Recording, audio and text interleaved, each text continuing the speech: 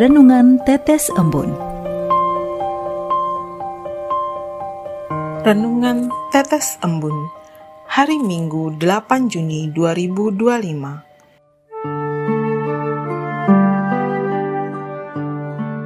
Satu tubuh, banyak anggota. Kutipan dari kitab pertama Rasul Paulus kepada jemaat di Korintus, bab 12 ayat 12. Karena sama seperti tubuh itu satu dan anggota-anggotanya banyak, dan segala anggota itu sekalipun banyak merupakan satu tubuh, demikian pula Kristus.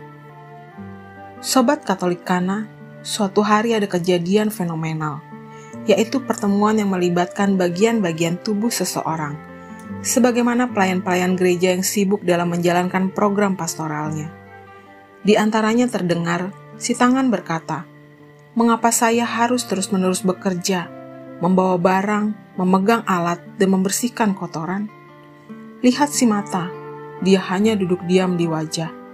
Tapi semua orang selalu berkata, "Wah, matamu indah sekali. Saya ingin menjadi mata saja." Mata pun menjawab, "Tapi saya tidak bisa melakukan apa yang kamu perbuat. Saya hanya bisa melihat. Tanpamu saya tidak bisa mengambil buku untuk dibaca. Tanpa kaki, saya tidak bisa pergi kemanapun untuk melihat dunia." Telinga menimpali. Kita semua berbeda, tapi kita bekerja untuk satu tujuan. Menjaga tubuh ini hidup, sehat, dan bergerak sesuai kehendak Sang Kepala.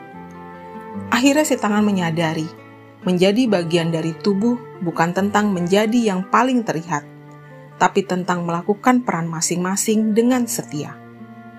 Sobat Katolikana, kisah pertemuan fenomenal di atas adalah analogi untuk memahami tulisan Rasul Paulus pada jemaat di Korintus.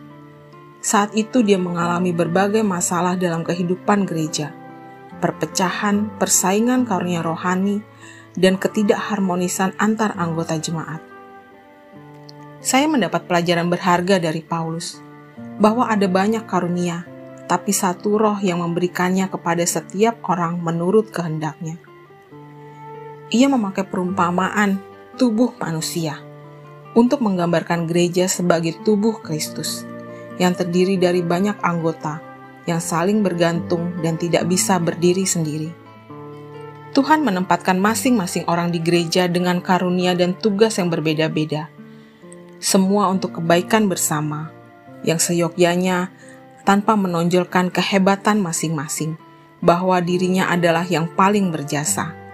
Lebih tepat manakala dikatakan bahwa terdapat hikmat dari Tuhan, yakni kesatuan dalam keberagaman. Bahwa umat beriman memiliki latar belakang, karunia, dan peran yang berbeda-beda, tetapi semuanya bersatu sebagai satu tubuh dalam Kristus. Selain itu, setiap anggota tubuh memiliki fungsi masing-masing. Tidak ada yang lebih penting atau lebih rendah dari yang lain. Demikian pula setiap anggota gereja memiliki nilai dan peran unik. Dan yang terpenting, Kristus adalah kepala tubuh. Walaupun banyak anggota, semuanya terikat dan bersatu di bawah Kristus, yang menjadi pusat dan kepala dari tubuh itu. Sobat Katolikana, pesan Tuhan hari ini mengajak saya dan Sobat Katolikana untuk senantiasa sadar bahwa ayat emas di atas melatih pribadi yang tak semudah membandingkan diri dengan orang lain dalam pelayanan, melainkan perlu saling menghargai orang lain dalam komunitas iman, mengingat mereka adalah sesama anggota tubuh Kristus, dengan goal untuk bersatu dan bekerja sama dalam kasih untuk menjadi pelaku peziarah pengharapan. Marilah berdoa. Dalam nama Bapa dan Putra dan Roh Kudus, amin. Ya Tuhan yang Maha Bijaksana, sadarkan kami untuk melipat gandakan karunia yang sudah Engkau berikan, agar kami mau dan mampu berbuah kekudusan, sehingga menjadikan orang di sekitar merasa kehadiran-Mu dengan sukacita. Demi Kristus, Tuhan dan pengantara kami. Amin. Dalam nama Bapa dan Putra dan Roh Kudus, amin.